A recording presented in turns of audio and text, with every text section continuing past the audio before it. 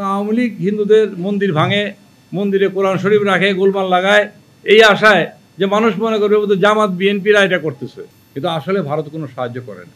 ভারত যেটা করে বিপদে ফেলে।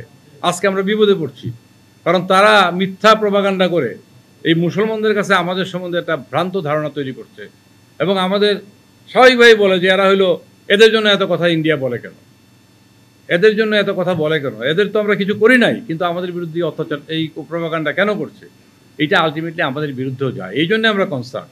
আমরা মনে করি যে ভারত যদি এই মায়াকান্নাটা না করে তাহলে আমরা ভালো থাকি। বিজেপি আপনারা জানেন যে একটা ধর্মান্ধতাকে নিয়ে রাজনীতি করে। তারা যখন ভারতের বৃহত্তর জনগোষ্ঠী হিন্দুদের পক্ষে এত বেশি কথা বলে, তখন কংগ্রেস, অন্যান্য ইভেন কমিউনিস্ট পার্টি মনে করে আমরা তো না বললে বোধহয় আমরা ভোট পাবো না। এই যে ঘটনাগুলি ঘটছে, এগুলি তাদের আভ্যন্তরীণ রাজনৈতিক বহিঃপ্রকাশ, আমাদের কিছু না, কিন্তু আমরা তাদের বলির পাঠা হচ্ছি, আমরা তাদের দ্বারা ব্যবহৃত হচ্ছি, এবং এইটাই হচ্ছে আমাদের কষ্টের কারণ। আমরা মনে করি এর কারণে তারা বিভিন্নভাবে এই কাজ করে। তারা হিন্দুদেরকে মাঠে নামিয়ে, হিন্দুদেরও তো কষ্ট আছে, কষ্ট মুসলমানদেরও আছে, মুসলমানদেরও বড় জমায়েত হয়, কোনো অসুবিধা নাই, কিন্তু তারা তো আর ভারতকে বন্ধু হিসেবে দাবি করতে পারছে না। কিন্তু আমাদের হিন্দুদের একটা ঐতিহাসিক কারণে আমরা মনে করি যে আমাদের জন্য ভারত বোধহয় দুইটা কথা বলবে, কিন্তু কথা বলতে গিয়ে উপকার কিছু হয় না, ক্ষতি হয়। বরং আওয়ামী লীগ হিন্দুদের মন্দির ভাঙে, মন্দিরে কোরআন শরীফ রাখে, গোলমাল লাগায় এই আশায় যে মানুষ মনে করবে বোধহয় জামাত বিএনপিরা এটা করতেছে, এই মনে করে তারা এই কাজটা করে। কিন্তু ফলাফল তো মানুষ জানে, এখন ইলেকট্রনিকের যুগ, সব দেখা যায়, সব বোঝা যায়, এবং অ্যাডভান্স এত টেকনোলজি যে কে আসলে কাজটা করছে সেটা জানা যায়। এই জন্য তারা আজ পর্যন্ত কোনো বিচার করে নাই। আপনারা দেখবেন তারা কোনো তদন্ত করে যখন দেখে যে লোকগুলি তাদেরই, এই নিয়ে চার্জশিটও হয় না, বিচারও হয় না।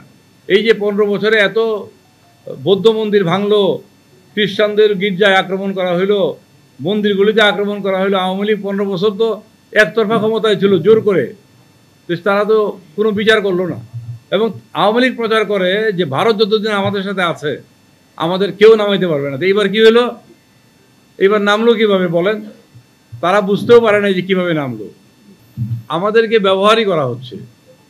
এবং এই যে আপনারা হয়তো বলবেন, আমিই বলি কথাটা, যে হিন্দু যখন আওয়ামী লীগ আসে, কেউ চাকরিতে প্রমোশন পায়, বড় বড় পদে বসে, আমরা মনে করি, আমি মনে করি এইটা হিন্দুদের তারা বিপদে বসায়, মনে করে এর চেয়ে আপন আর কেউ নাই, এই লোকগুলি আমাদের কথা শুনবে এবং আমরা যা বলি তাই করবে। অনেক মুসলমান এটা করবে না, সেই জন্য হিন্দুদের কিছু প্রমোশন হয়, কিন্তু গ্রামে গঞ্জে অত্যাচারে একদম শেষ করে দেয়। এবং ওরা এসে বলতেও পারে না যে আমরা অত্যাচারিত, বলে যে না, এটা বলা যাবে না। কার কাছে বলবো? যে নেত্রী বলতেন যে হিন্দুদের এক পা হচ্ছে বাংলাদেশে, আরেক পা হচ্ছে ভারতে, এবার 2 পা নিয়ে উনি ভারতে আশ্রয় নিয়েছেন, এবং সেখানে টাকা পয়সা আছে। আপনারা গণমাধ্যমে কাজ করেন, আমি গণমাধ্যমের প্রতি আমার শ্রদ্ধা রেখে বলছি, আপনারা জানেন যে ইয়েলো মাধ্যম প্রচুর আছে, তাদেরকে টাকা পয়সা দিলে যা তা করতে পারে। কাজেই আমি গণমাধ্যমে ঢালাও বলবো না, ভারতের যে গণমাধ্যমগুলো এই কাজ করছে এর চেয়ে ডাহা মিথ্যা তো আর কিছু হইতে পারে না, আপনারা তো জানেন এটা। কাজেই তারা করছে, দে আর পেইড পিপল, অ্যাকচুয়ালি রাষ্ট্রীয় আনুকূল্য পাচ্ছে, আর আমাদের যারা এখানে পতিত পিপল তারাও এখানে গিয়ে টাকা পয়সা ঢালতেছে তাদের পিছনে, এবং টাকা পয়সা দিচ্ছে বলে এই ঘটনাটা ঘটতেছে বলে আমার মনে হয়। এই যে হাজারির গলি নাকি চিটাগাঙের যারা বলতে পারেন, এখানে যে ঘটনাটা ঘটেছে ওইটা একটা বড় বিজনেস সেন্টার, এখানে একটা বড় অংশ হচ্ছে হিন্দু ব্যবসায়ী, এবং কিছু মুসলমান আছে যাদেরকে ফাইন্যান্স করে হিন্দুরা, আমরা খোঁজ নিয়ে জেনেছি। ওইটা আবার লিড করে ওই যে মহিউদ্দিন চৌধুরীর ছেলে মহিবুল নৌফেল বোধ হয়, হ্যাঁ এই নাম, সে তার চক্রান্ত এগুলি সব।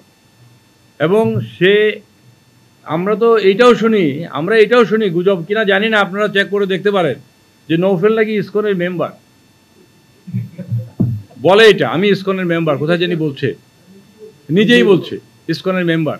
কাজেই বুঝতে পারবেন এই ইসকন দেখছে যে ইসকন একটা আন্তর্জাতিক হিন্দুদের একটা প্রতিষ্ঠান, এইটাকে ব্যবহার করা যায় কিনা। পুরো ইসকনকে ব্যবহার করতে পারে নাই, তাদের থেকে বহিষ্কৃত একটা লোককে তারা ব্যবহার করছে, সেটা চিন্ময় নামে এক ভদ্রলোক, তার নামে অসংখ্য অভিযোগ আছে, এবং ইসকন দ্বারা বহিষ্কৃত। কিন্তু হিন্দুদের যে অসুবিধাটা হয়েছে কি জানেন, এই যে 5 তারিখে বিকেলবেলায় উঠে চলে গেলেন কাউকে কিছু না বলে, সবচেয়ে অসহায় অবস্থায় পড়ছে তার সমর্থক হিন্দুরা। এবং এটা তো অস্বীকার করার জোগাড় নাই, বাংলাদেশে হিন্দুরা আওয়ামী লীগের একটা বড় অংশ আওয়ামী লীগকে ভোট দিত, তারা মনে উনি চলে গেছে, আমাদের তো সর্বনাশ, আজকে থেকে তো আমাদের পোড়ায় টোড়ায় দিবে, বাড়িঘর সব ভেঙে দিবে। কিন্তু দেখা গেল 4-5 দিনে যে কিছু গোলযোগ হয়েছে, রাজনৈতিক গোলযোগ, এই গোলযোগে তুলনামূলকভাবে যে পরিমাণ হিন্দু আক্রান্ত হইতে পারত তার চেয়ে অনেক অনেক কম আক্রান্ত হয়েছে এবং বড় ধরনের কোনো ঘটনা ঘটেই নাই। আমরা ঠাকুরগাঁ, পঞ্চগড়, আমি আমার মহাসচিব, আমরা ঠাকুরগাঁ, পঞ্চগড়, দিনাজপুর এসব জায়গায় গেলাম 2-3 দিনের মধ্যে।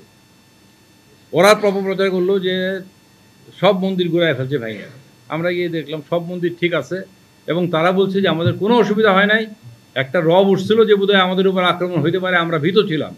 কিন্তু বিএনপি, জামাত বা অন্যান্য রাজনৈতিক দলের যে কর্মীরা ছিল তারা আমাদেরকে পাহারা দিচ্ছে, সহায়তা করছে। না দিলেও কিছু হইতো না, কিন্তু ওই পরিস্থিতির কারণে তারা আসছে, তারা আমাদের জন্য কোনো সমস্যা হয়নি।